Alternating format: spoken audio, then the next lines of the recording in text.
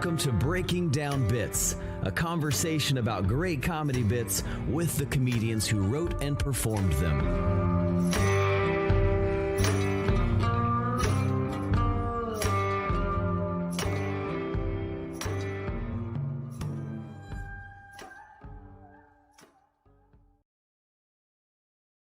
Welcome to Breaking Down Bits. I'm Brian Gendron.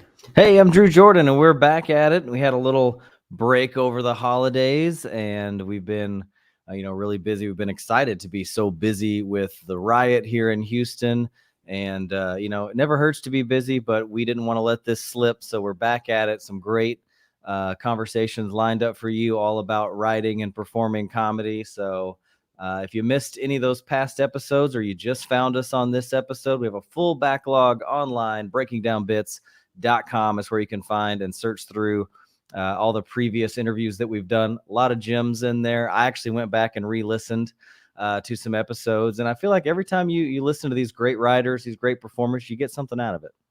I couldn't agree more, Drew. And it does. We left you in the middle of season 5. We promised never to abandon you again. But I think we were just getting burnt out, man. It was the holidays. We now run. I did the math, dude. Right now we run over 350 comedy shows a year. So give us a break. And next month it's about to be 400 plus a year. So we deserved a little time off. We're back. We're coming in hard, and we got a great episode lined up for you today. Let's talk a minute about our callback, man. Caleb Synan. Remember Caleb?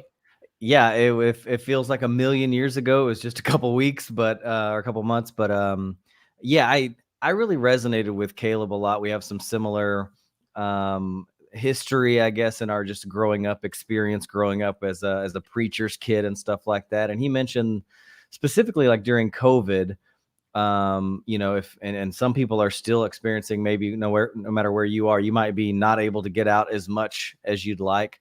And so he went back into his past and thought through about his growing up experiences. He had some really fun bits. He was working out about like third grade, and experiences in third grade. And he just started brainstorming that. I think that's fun if you're not in a place, because I think comedy thrives in new experiences. When you're out and about, that's when the ideas come. So if you don't have that, you have to manufacture it. And so he was just kind of sitting down and meditating on these old experiences and trying to see what he could pull out of it. And I like that a lot. Yeah, and we got to see him, work those out on stage, which is kind of fun on our show. So on the show, The Riot. One thing I remember from Caleb, it was talking about getting a good tape. And one strategy that we have, Drew, in our room is that we record everything. Because I hear comics, the nightmare of like, hey, I got to get a tape. And then you get the photographer, you get it set up, and then you have the pressure of have the camera rolling, and it gets you for whatever reason. It makes it different, right? So if you're always rolling, you got the opportunity to get a good tape. And Drew, thank you for your hard work on the Riot on our comedy show, because I was able to get a terrific festival tape and get accepted in my first festival. So there we go. Yeah, he mentions like it's so weird when you're being filmed. Sometimes you become robotic and you're worried, and you're so, I guess, just stressed out trying to nail everything, and you don't have fun. It kind of takes out that fun, playful mentality that you really need to have a good set. Yeah, you approach it too seriously. So go check out that episode with Caleb Synan. Check out all of our episodes. Again, it's breakingdownbits.com. Also comes back with us, Drew, is our online feedback mic, man. That's Tuesday nights. That's 9 p.m. Eastern. We're pretty consistent with that when we try, and we'll start trying again. So we've got one every Tuesday from here on out. If we don't host it, we're going to try to get guest hosts. So if you're interested in that, let us know. All you have to do is email us at breakingdownbits@gmail.com or DM us on any of our social medias, Breaking Down Bits. Yeah, that's a fun one. Always a good time. Try new jokes, kind of meet with comics all around the world. We've had people from literally everywhere come together and workshop jokes. It's super fun. Worldwide open mic Tuesdays, 9 p.m. Eastern. Hit us up. All right. You want to bring in our guest? Yeah, let's do it. Steph Tolev is a Canadian stand-up comedian currently living in Los Angeles. Her 2019 comedy album, I'm Not Well, received a Juno Award nomination for Comedy Album of the Year. She's performed it Just for Laughs and was featured on Bill Burr's The Ringers. She's currently a paid regular at the Comedy Store and has a weekly podcast called Steph Infection.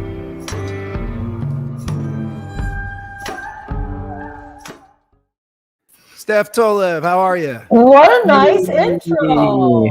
What a nice little collection of clips. I mean, for the listeners, I have lost my double chin now because that one clip of me in the ringers, I was quite swollen, but I've done some work. And by work, I mean, I got acid injected into my double chin and turns out it melts it away. So here we are. Oh. Hollywood, baby. You guys Yeah. wouldn't know this. You're not women, but you can't be fat in Hollywood. You either have to be super fat or thin as hell. So we're trying here. you have to be one or the other. You Pick a can't lane. be in the middle. I'm in the middle here. I'm like kind of chubby, but it's not big enough. So we're getting rid of the chin. The chin's gone is what I'm saying. Not even a minute in, we've learned so much. You can be thin or fat all the way or nothing, and acid, burn it right off. It's good. That's okay. it. Call Cabela. Changed my life. Anyways. Well, we're so delighted to have you today, Steph. I got a chance to listen to your album, and it was a lot of fun. Your comedy is a lot of fun. We're excited, and you're actually going to be doing our show in a week or less than a week. I can't wait to have you. I'm very excited. I'm getting a PCR test 2 days before, praying to God. Yes, be safe. Be safe about it. Yeah. But you couldn't have always performed this well. So maybe walk us, or maybe you're a natural. I don't know. But walk us through the journey. Maybe tell us where you started. Tell us about the breaks you had along the way in your career.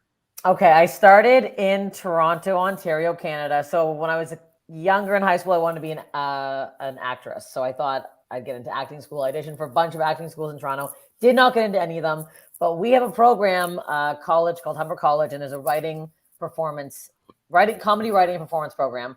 So I got into that straight out of high school, 18 years old, got into this 2-year comedy program.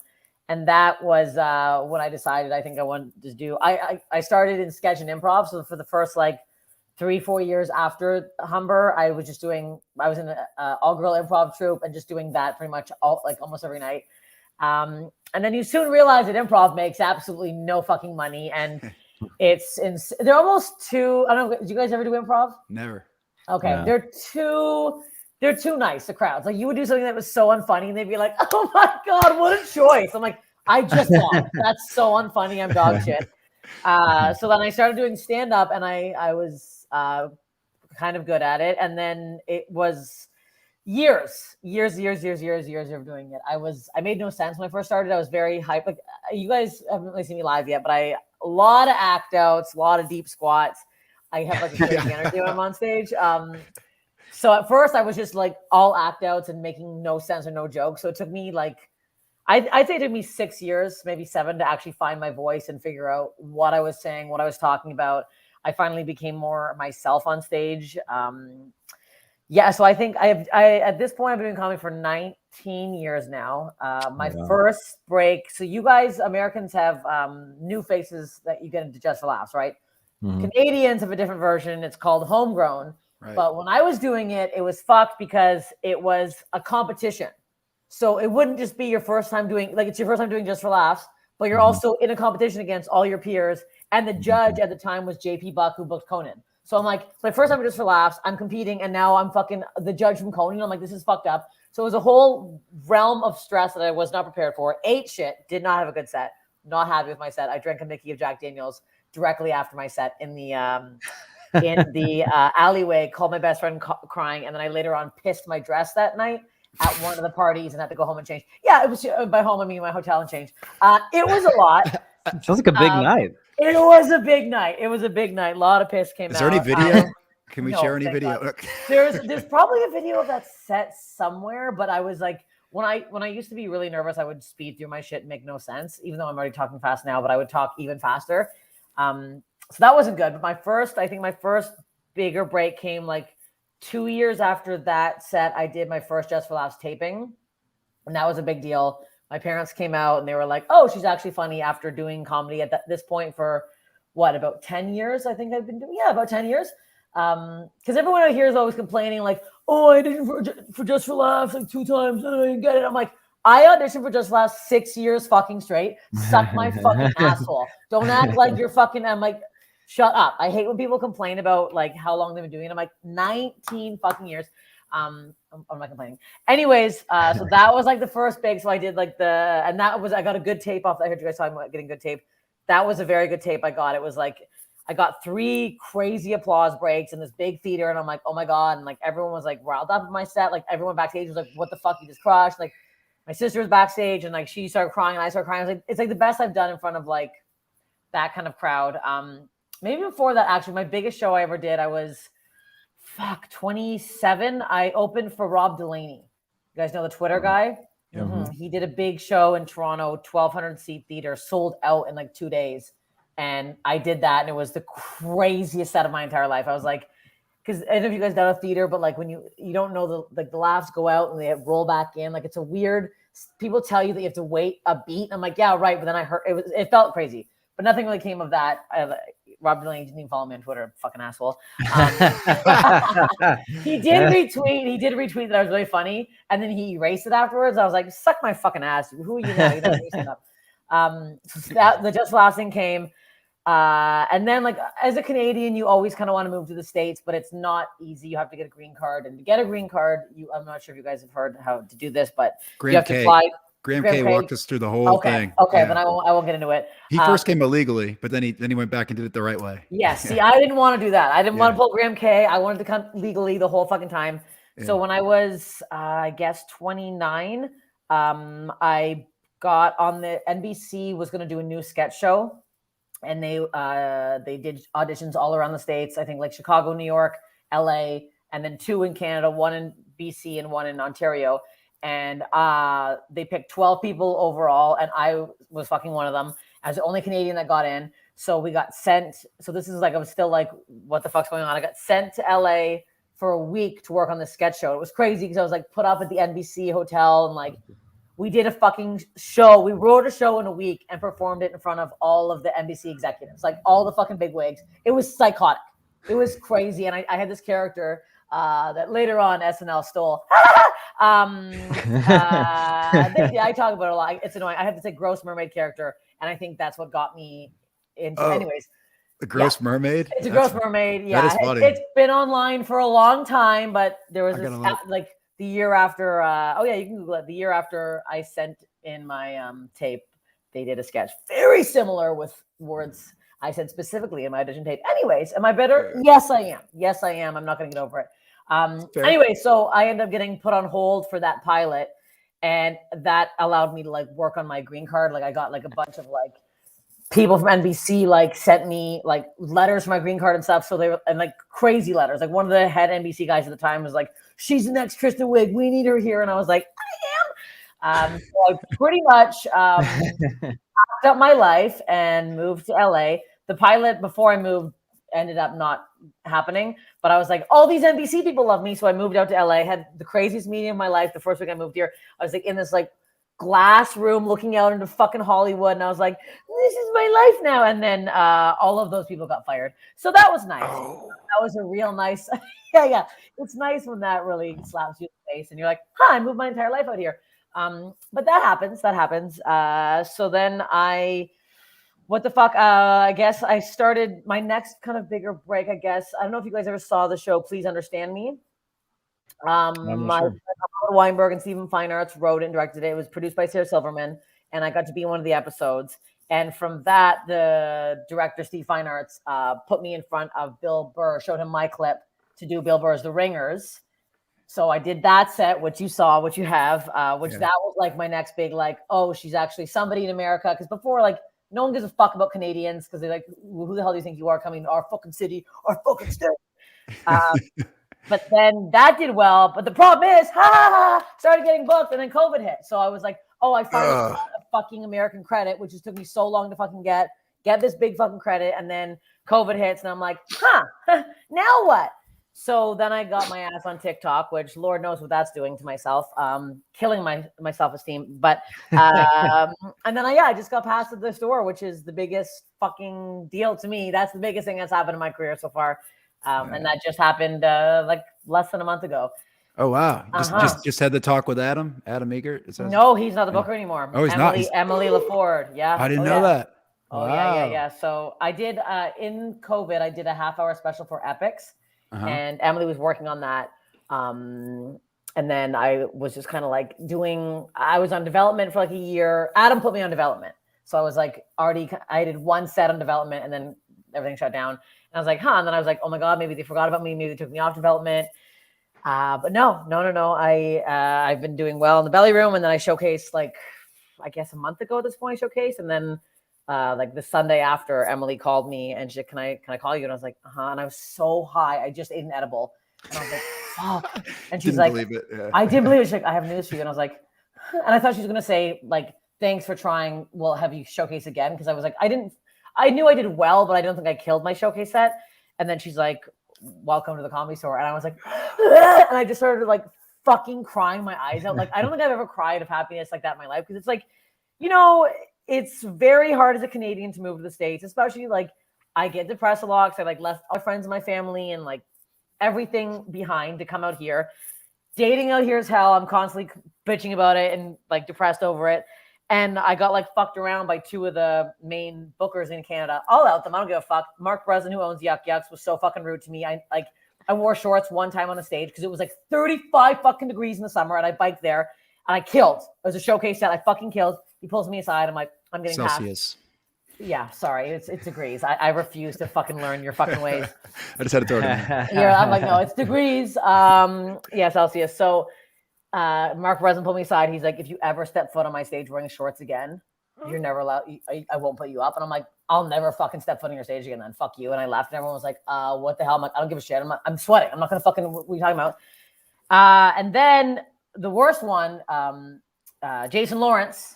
Please listen to one of these podcasts because I out him all the time. Is an actual flaming piece of shit who hates women. He runs Absolute Comedy, and I hosted, I middled, I split middled, I did everything. I worked my way up for 6.5 years with him. Finally asked to headline. At this point, I've been headlining. I was already moved out here. I think I was like been out here for 2 years. I've already headlined every other fucking club in Canada. He laughs at me to phone him. He picks up the phone. He's like, "What do you want?" And I'm like, "Hi, how are you?" He's like, "What do you want?" I'm like, "Hey, Jason, I'm calling to ask to headline." He bursts out laughing. And I'm like, "Excuse me?" He goes, "You think you can fucking headline my club?" And I'm like, "Are you fucking laughing at me?" He's like, "Yeah, I am." I'm like, "I'll never, ever work for you again, you piece of shit." And I never did. I'll never step foot in that club again. And now he can suck my ass because nobody that does any of those fucking clubs has passed at the goddamn Comedy Store. And I want them to suck my whole ass because they've been treating me like absolute fucking dog shit. And now they can suck it because I feel great. And it's nice to rub it in their fucking faces. I know it's so petty, but I don't give a fuck because it was like, It's an interesting perspective, though, because, obviously we've taken on the role of booker in our room, whatever that's worth. And, I'm pretty empathetic as a person. Still new at this. And what do you want to hear if maybe you're not ready for a room? You don't want to hear that, obviously. No, you don't hear that. And also the way, like, you wouldn't have a phone call. You'd probably have it over email, which is a normal thing to do. Yeah, that's what it is now. Yeah. Makes you phone call. He still does. Like, it's still like he's like set in the early thing. Problem is with him, like, at least Mark Breslin books women. This man has like 3 female headliners. Still, it's 2022. Like, what are we doing here? Also, I would never. I know some people are ballsy and they ask, and when they think they're not ready, I would never ask to headline unless I knew I was ready. At this point, I'd already released 2 albums. Like, my album got fucking nominated for a Juno. Like, I don't think I'm shit. Like, I'm not a fucking piece of shit. I can do a full hour anywhere I go. Like, I don't know. It was just the laughing in the face. I think it's just a simple email. Hey, thanks for reaching out. You can even say something like, "We're booked as of right now. Let me come back again," or something like, or "Let me know when you get a couple more credits," or something. But it was like he really had no reason not to book me, and it wasn't like I was new at this. And it's just I also, because I had worked my way up through the club, I did exactly what he said, like all of the steps, and I was still like laughed at. I was like, no, I'm not dealing with this. Other clubs like who've said no to me, I don't give a fuck. Okay, big whoop. Yeah, well, that brings up a good point. Like, for comedians, like, there's a weird backside of this industry that is, it's who it's it's them seeing you perform well, I guess, and it's club to club, owner to owner, doesn't matter what you did over here. And that it seems like even in our experience, there's a lot of really strong ego personalities at play, and you have to be able to navigate those things to be successful at comedy. It seems like, I mean, we have limited experience because we're not in your seat, but I'm sure you can speak to how to successfully navigate this backside of the comedy scene to make sure you get the spots that you deserve. Yeah, I think, yeah. Oh, yeah. I just think, I'm trying to word this in a way that's not horrible. This person, Jason also books people, like he books his good friends. So a lot of the people he books are not funny at all. And you would never, if I had sent you the clip right now of something, I'm not gonna name anybody's name because they're nice people, but like if I sent you some of the headliners, you guys would burst out fucking laughing and be like, that person, I wouldn't let them do 5 minutes as a guest spot. Like it's crazy what he calls a headliner. And it's just him clearly rewarding his friends, whatever. And it's just, sometimes you can just tell the booker, and I don't want to pull this because I'm a girl, but sometimes there's just straight up sexist and they're still, he's stuck in like whatever year it is. Like you guys, I always look when I'm getting booked somewhere, I always look and see, I'm like, Palufo's the week before me. I'm like, I always see like where this girl's, and I'm like, yeah, this is how it should be. Also at this point, it's like women want to watch women. So women also go to your fucking shows and people are getting all worked up about it. But yeah, there's definitely time to navigate. If you think, like, I didn't start calling myself a comedian until I was getting fully paid. Like a lot of people start comedy, like even when I was like, again, 19 years, maybe like 5 years in, I was like, I do comedy. I'm not a comedian yet. I'm still working as a fucking waitress. Like, I don't think I called myself a comedian until I was a full-time, like actually getting paid to do comedy. Sure. So I think you need to like realize, and if you need to be able to do 45 consecutive minutes a lot, not just one 45. Like you need to have like, I think a bunch of 45s to switch it up. Like I always get, whenever I do, like I just did the Creek and Cave a couple weeks ago, and like every night I change up at least 4 jokes because I'm like, the sound guy's gonna hear me again. I'm embarrassed. I'm like, I don't want the staff to hear me do this. I don't want to do the same set exactly either because it bores me. The same like open close. It's like I need to like suss it up a little bit.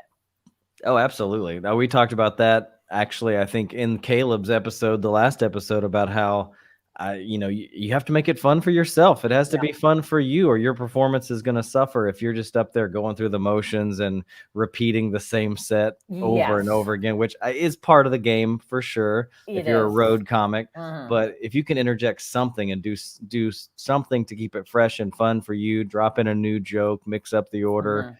You got to do something. Crowd work, even like that's the part about live shows I like the best. Is like there is a crowd there. Fucking use them. Like I never understand. LA was the first place I came where I'm like, oh, no one does crowd work out here. Like they walk on stage. I guess they're always waiting for their like, especially at the Improv or something. You have like, you don't get a lot of spots there. You get up, you're like, hello, and then you go directly into a bit. You're like, so the other day I was walking. I'm like, whoa, address something. Like especially if something crazy happened before. Like I saw a comic, not gonna say names, but do a set at the store after insane thing happened. Like somebody got kicked out. It was this whole ordeal. It was dragged out for so long. Comic goes right up and immediately starts doing their jokes. And I'm like, even the crowd was like looking around like, oh, they're gonna address this, right? Like the person was still getting kicked out by security. I'm like, you gotta say something. Everyone is like watching.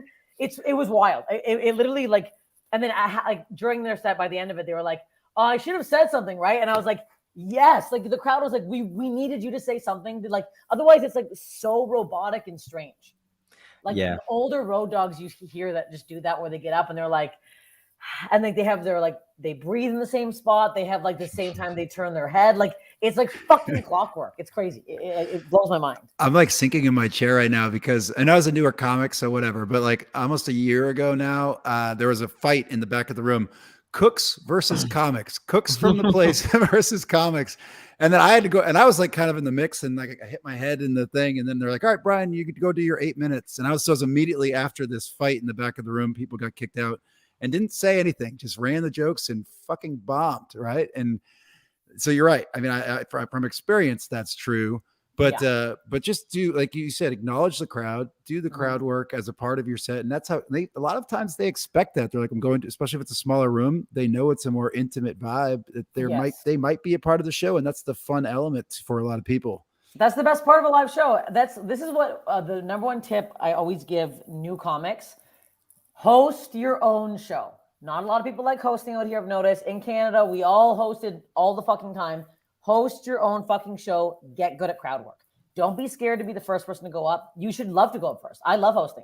I want to be the first one to get the laugh. I want to get up there and read the room, get them on my side. Like I hosted, oh my God, I don't even know how many shows in Toronto. Maybe 10 the whole time I lived there, maybe more. I would find little weird rooms. I'd go in and ask them if I can start a comedy show.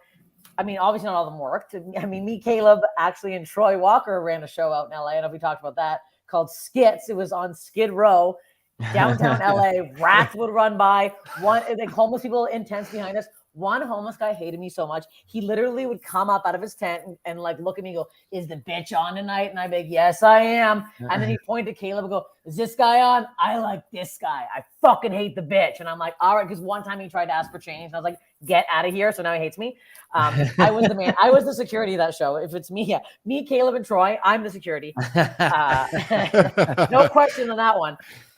But yeah, host your own show, get good at crowd work, get good at just being not scared of crowd work. Because I know a lot of people are like worried about it. Get to the point where you can, like, I used to force myself to. I'm like, if I don't have a new joke, because I ran a weekly show, I'm like, if I don't have a new joke, I need at least 3 minutes of crowd work to find something new, or because I'm like, it's my friends coming again. I can't have them watch me do the same fucking bullshit over and over. Yeah. It makes you quicker, I think, as well. If you, for your strategy of hosting, when you step up, do you try to get directly into the crowd work first? Do you typically drop a couple jokes and then do it? No, I try to get right in. Just right into right in there. Yeah. Hi, how's it going? You look weird on the front row. What's going on there? Kind of. Yeah. Let me tell you, I got a little tip too that we've learned, because we host a bunch of shows and we have the same dilemma, right? We're starting to get some fans, people that come back. We're like, oh shit, we're running the same material every night. We got to mix it up. But one quick thing you could do to get comfortable with crowd work is do the simple, hey, who's celebrating something tonight? And just get used to doing the birthdays and anniversaries and play with those a little bit. That's a great kind of, way to get started, to get more comfortable. At least it was for me. And there's always that people are always there for something. Like you're going to find an answer with that. And then you can get like some stock bits from that. If like you get a good one line one time, like whatever a birthday joke is, I don't have one, but like if you had a good one, then you can use that again. Like it's just, it is practice, and I get it. It is nerve wracking, but it's just something you have to start doing, I think. Yeah. Absolutely. I think Brian and I have both, been a little more leaning into crowd work as we host this show more and more, and the crowd interaction. And it makes it so much more fun. I even use those clips on TikTok. Those have been really successful on TikTok for those one-off moments that are funny, that it's not burning any material. It's just a fun interaction. And then people like the spontaneity of what's going to happen. How are they going to respond? What's he going to say? There's something fun about that. And it is good to also have that to not burn material. Because I'm at the point where now I'm like, ooh, I've posted a lot of my stand-up clips. I'm like looking through old tapes. I'm like, okay, I'm going to be taping every fucking set of your show to be like, okay, I also am like, I need a new bit to post. So I have to have new bits here. I can't be posting, I'm going to post the same fucking jokes. Yeah, I've actually started throwing some jokes into my set, because we record pretty much everything at the Riot. I've been specifically throwing jokes into my set list just to see like, hey, maybe this is kind of a weird joke that I feel like might work on TikTok. Let's see if I can get a good tape of it. Yeah, exactly. Yeah, and that all goes back, Drew, to the thing. I mean, get a camera and record everything. Storage is cheap now. It doesn't cost you shit to record, to store all this stuff. And then Drew and I talk about it that we never execute on it. Like, let's sit in the back of the room and make notes as to when in the show something might have happened that was, out of the ordinary, that could be, cut into a clip. These are all good tips, and maybe we just got to start eating our own dog food with that. We have to actually start doing that. But yes, that's the idea. Is you do it out there in the internet. Hey, so we're gonna transition into writing. Drew, I'm gonna call an audible. I think this is good. You can tell me if I'm wrong, but we'll go ahead. Let's watch your clip and then talk about writing performance. That sound fair?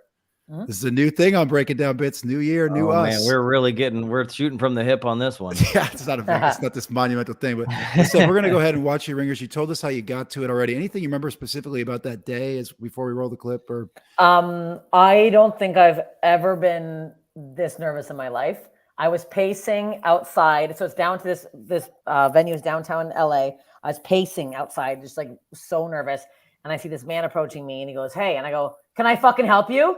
And then Bill Burr lifted his hat. He goes, "It's Bill." And I went, Oh, I thought you were homeless. He's like, "What?" And I'm like, "Oh my God." He's like, "You thought I was homeless?" I'm like, "The sweater?" He's like, "I like this sweater." And I was like, "Oh my God, stop laughing." And he was like kind of laughing, but I'm like, no, you don't look homeless. I'm like, "Oh my God." I'm like, he's like, "Okay, it's fine." And he walked inside, and I was like, "Oh, great. I just fucking told Bill Burr he looked fucking homeless." But he was like super cool about it.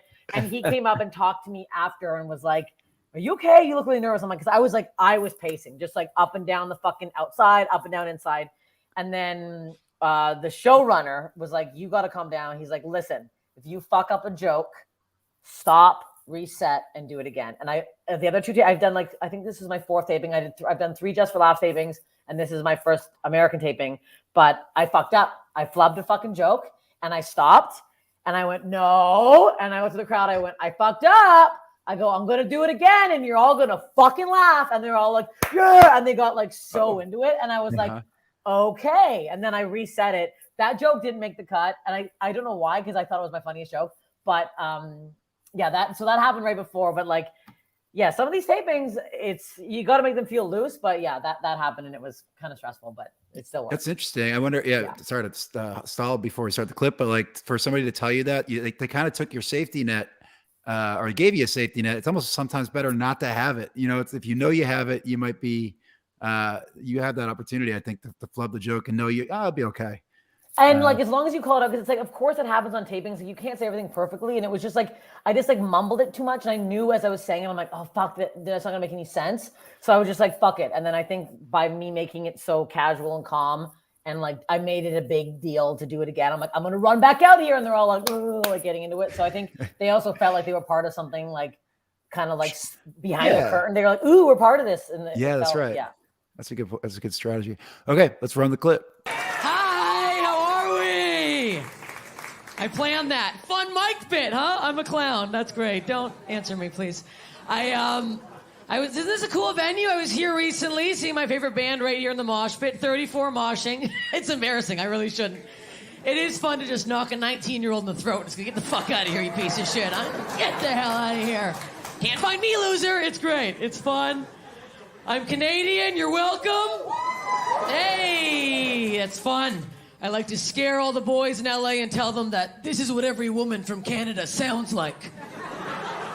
Like we've been foraging through the woods our whole lives. I've survived off of only rainwater and bark. It's very hard for me to swallow. Lined with wood chips. It is hard, it is.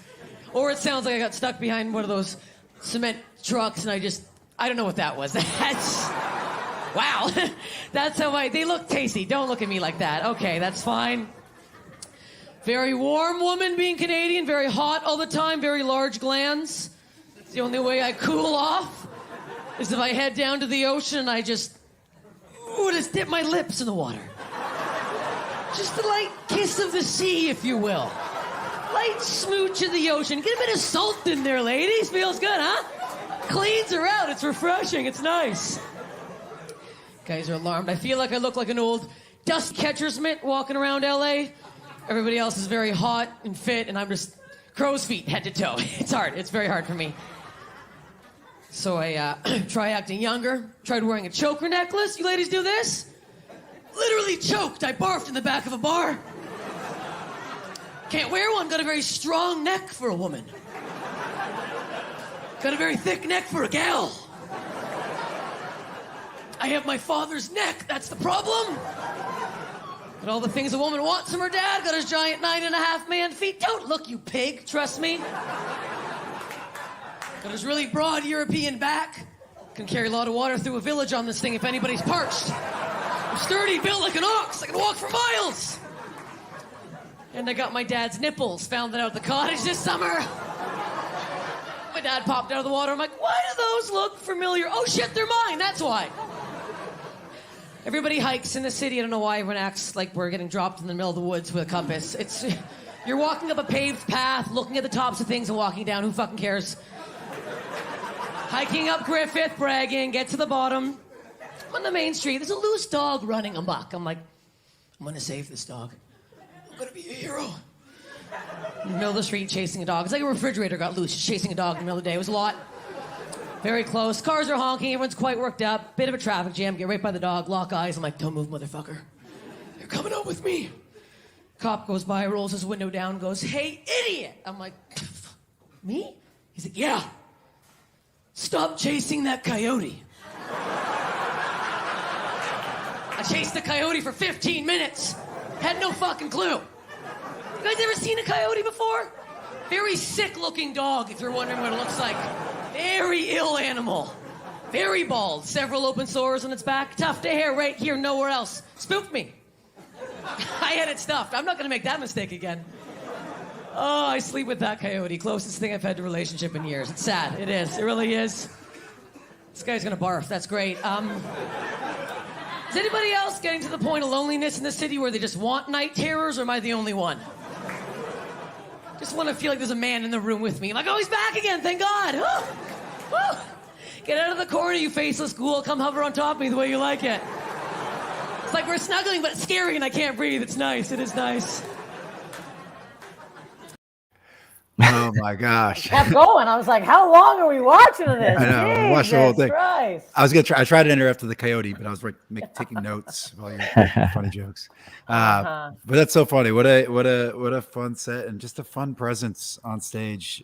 Just how you play with. You're so playful with the audience. I also have I haven't done any of those jokes in a very long time. Like, these are good jokes. Like, I'm gonna bring these jokes back. Are you taking notes on your own?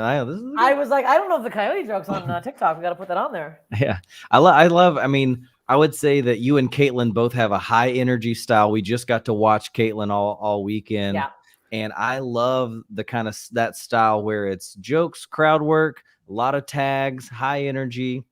It killed. She murdered the room all weekend with just like that fun. Like, so many comics come out and it's like, here's a joke, here's the punchline, Yeah. here's a break, here's a joke. You know, it's just like you feel like you're actually experiencing a live, comedy thing is happening. You don't know where it's going to go. It feels a little unpredictable, and I think audiences lean into that. Like, you're making it fun, and all those little tags, no matter how written or actually, like, how many of those you have in the bank or how many are improv on stage, who knows?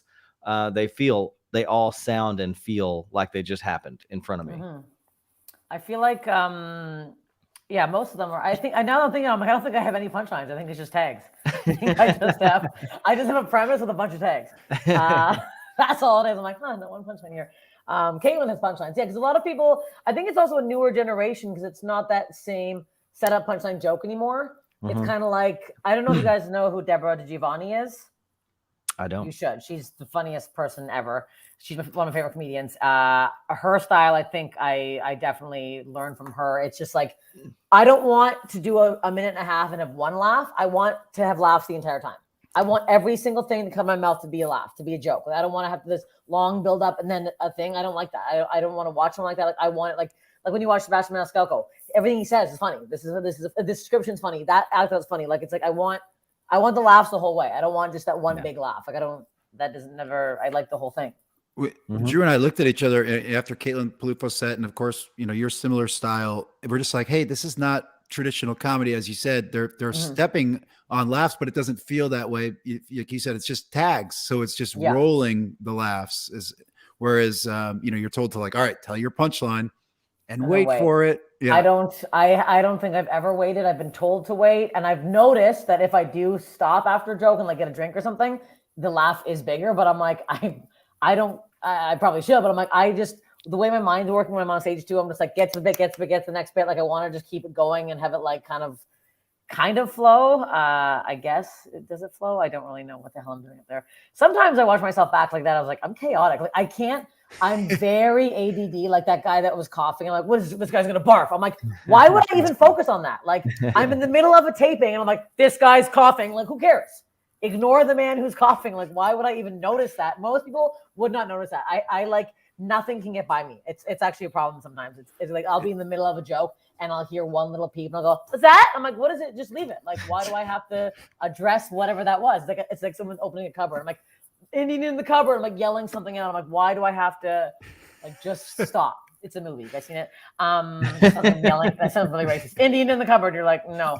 Classic. It's a movie. Yeah, I don't know. I feel like that sometimes I'm chaotic when I watch myself. That's why I think I'm much better live. Yeah, I think I'm okay. It's fine to watch it, like to watch that, but I think once people see me live, they go, "Oh, she is crazy like that normally." Like, that's just how she is.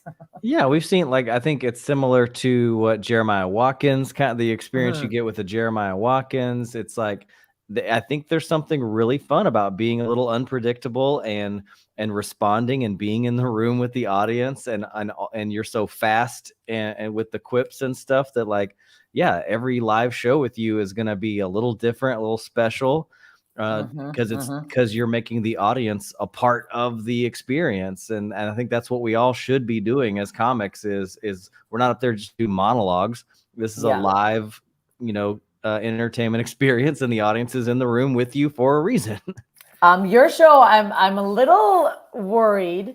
This is very honest, and I've never done this before. I'm on a diet and I'm not drinking, so this is going to be the first time I've ever headlined without having a drink. I always have since I started headlining 1 or 2 drinks just to get a little bit loose, but I'm going to be stone sober the whole fucking time, and I'm like, well, we'll see.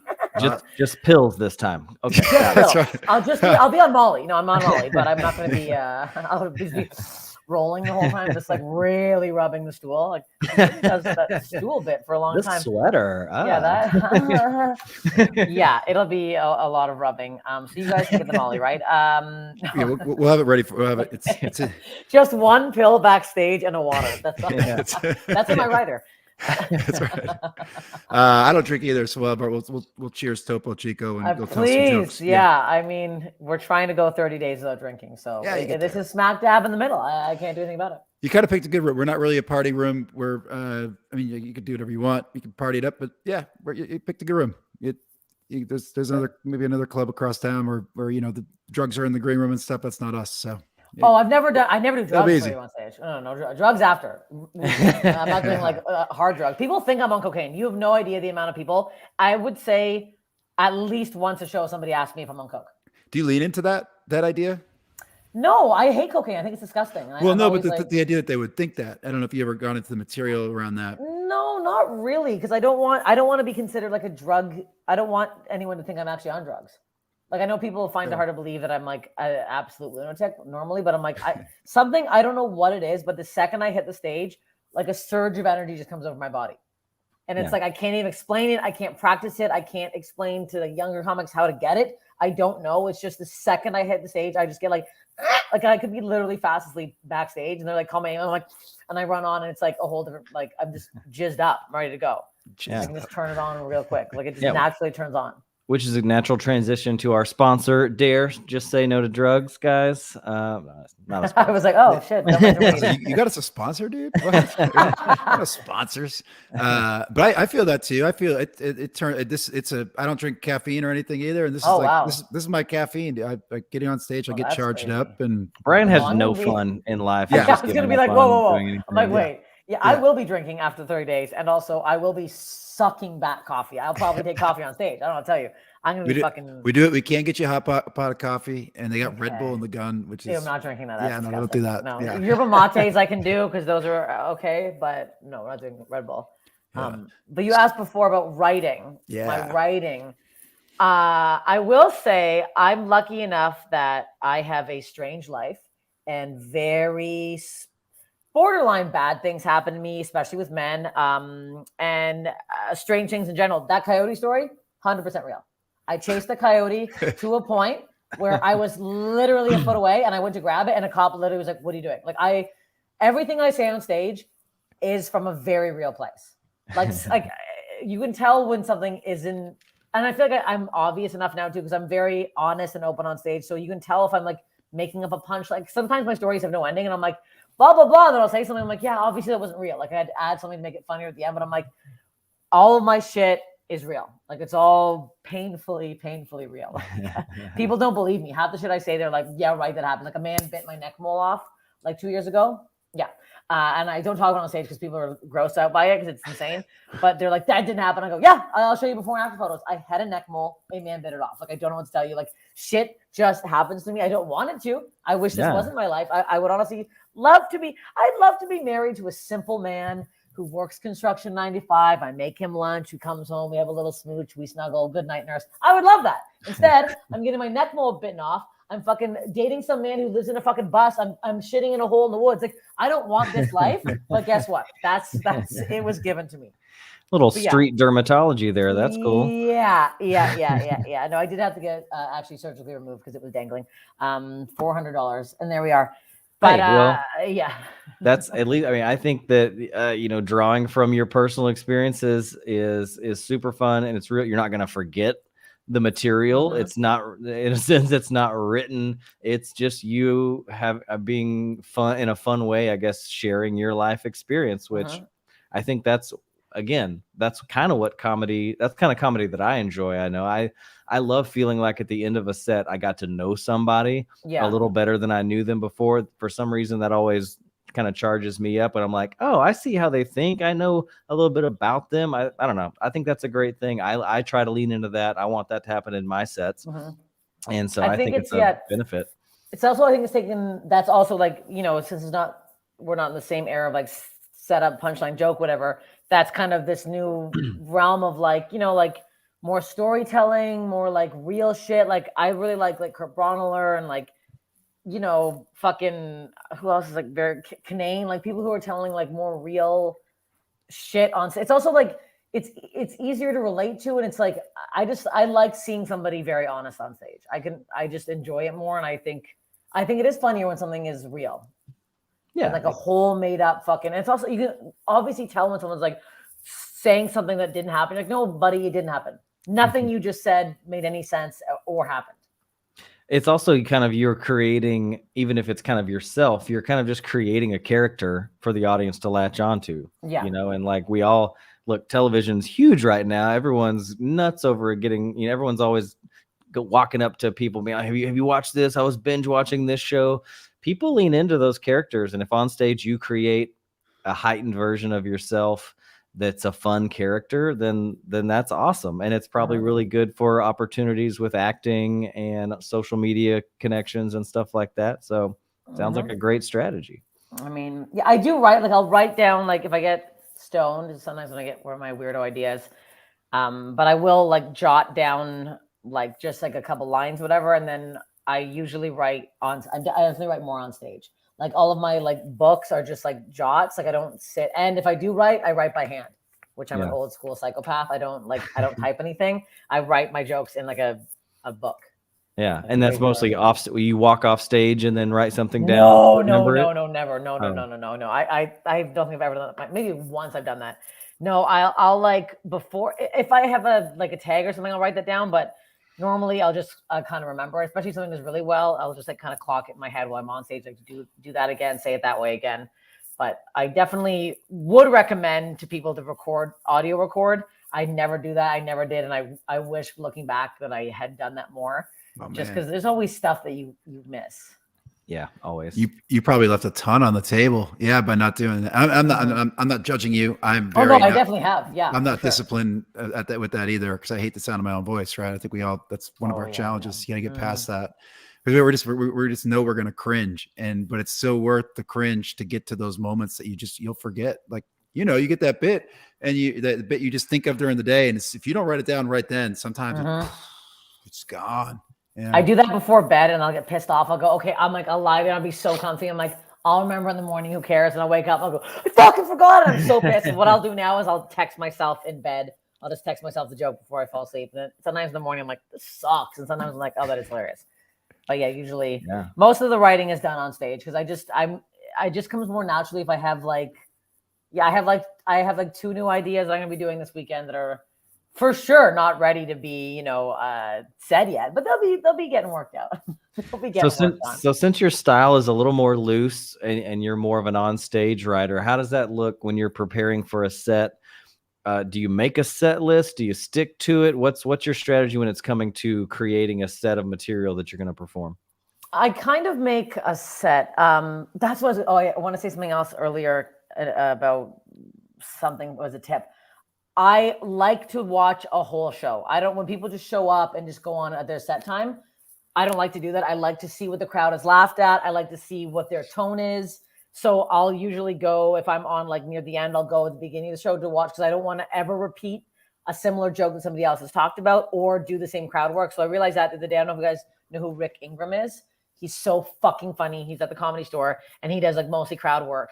And I made the mistake of being backstage and not seeing exactly who he's talking about. So I went up. I didn't do the same bit, but I like mentioned the same couple in the crowd. I felt them go, and I go, oh, have they already been talked to? And they were like, yeah. And I was like, okay, bitch, relax. So I was like, next time I'm going to go watch who he talks to. Because it's like, the crowd doesn't want to see you bug the same people or ask the same questions too. It's like, it's also like, you're on the show. Go be part of the show. Go watch. Like, of course you don't want to watch every show. It's annoying, but especially if you're newer and you want to get like a sense, like I don't make a set list until I go to the show.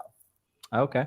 I don't like in the day. If I'm like, I have a show tonight. I'm not like, what jokes am I going to do tonight? I wait till I get there and I'll like kind of see. Cause I'm like, I know if I can go full dirty, just sometimes I can tell a crowd won't want it. I'll still do it, but I'll try to navigate a little bit around it to see. And I'm like, I like to open on something new or something that happened that day or just something to get me in the mood to talk to these people and not be like bored of myself immediately. Because sometimes I feel like I hate it. You can tell when a comic's bored of their jokes. It's like, yeah, you can tell. It's you're bored watching them, they're bored saying it. It's everyone can tell.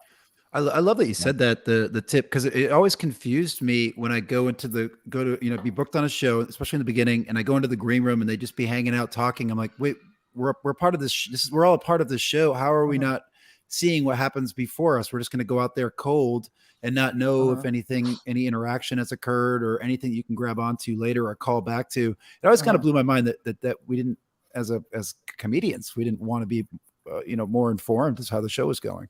Like, I won't, like, if I'm headlining, I'm not going to watch the whole show because I'll be like, okay, this is getting, I need to get kind of in my head before I go on stage. Sure. But I'll definitely watch what the host says. I'll definitely see how, like, read the room a little bit. And, like, especially if you're in a green room where you can hear the crowd, I love that because I can still, like, be focused, but also, like, tune in and out.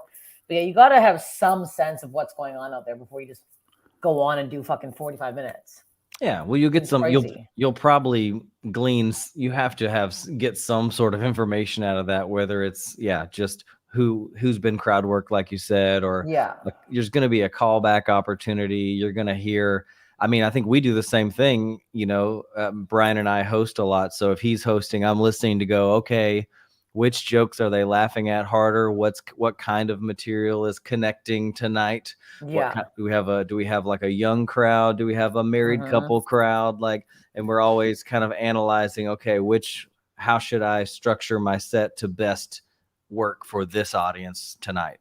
Even though sometimes I feel like I've cracked that code, I still haven't. I remember this one show I did where I was like being a little sensitive. I'm like, I shouldn't do the joke. It's dirty. And they're like, do it. And then I was like, I did it. And then afterwards, it's like 70-year-old woman came out to me. He goes, sweetheart, you think anything you said is new? We've been 69ing for years, or whatever the fuck she said. I was like, okay. I'm like, yeah, you forget that, like, you can't judge an audience just by that. Like, you think you can in your head, but I'm like, you can't. You don't know what these fucking people have done or what they've been through. Like, true. So you can't fully judge, but you can kind of hear what they're laughing at. But I still, my favorite thing to do, which is psychotic, I love if I start doing well and I lose them completely, and then I get them back even harder. That to me is like a fucking feat in a set where you just like, you can like, I can like go from killing to completely bombing.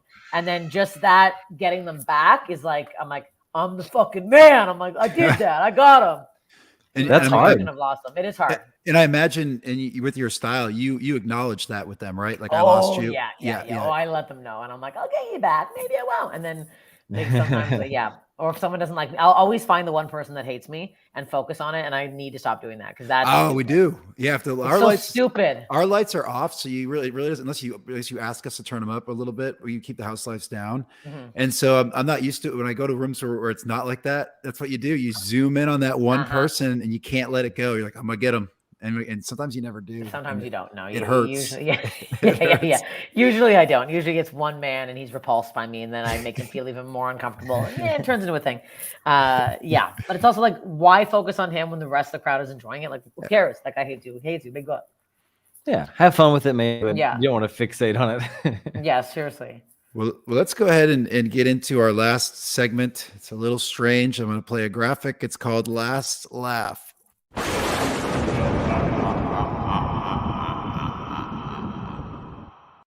Lies a funny comedian. Okay. So the way it works is, Steph, you give us a joke. It could be yours. It could be somebody else's that you want on your tombstone to be remembered by. I'd probably say she probably died doing what she loved, dipping her lips, and then I would make sure that I had an image picture. of me, a Yes. picture of me dipping my lips in the sea. That joke, people quote that. That's like one of my quotable jokes. Do you have a sticker? No, I should Get you a I sticker. should get them. I should get some. Made. Yeah. That's a very good idea. Yeah. Well, we're looking forward to seeing that squat in our room. You're gonna see the squat. You're gonna see it all weekend. Absolutely. It's been such a pleasure to spend time with you today, talking comedy with you, Steph. Congratulations on being passed at the store. That's incredible, and for everything you've done in your career, and it's only up from here. We're looking forward to work with you. Thank you. Yeah.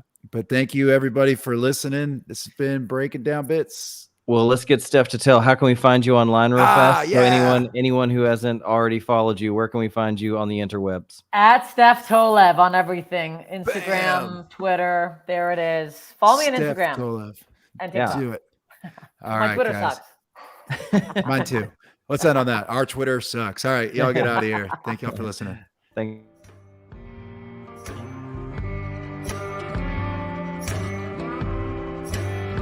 Thanks for listening to Breaking Down Bits. You can keep in touch or get more when you follow at Breaking Down Bits on social media, visit the website breakingdownbits.com, or shoot us an email at breakingdownbits@gmail.com.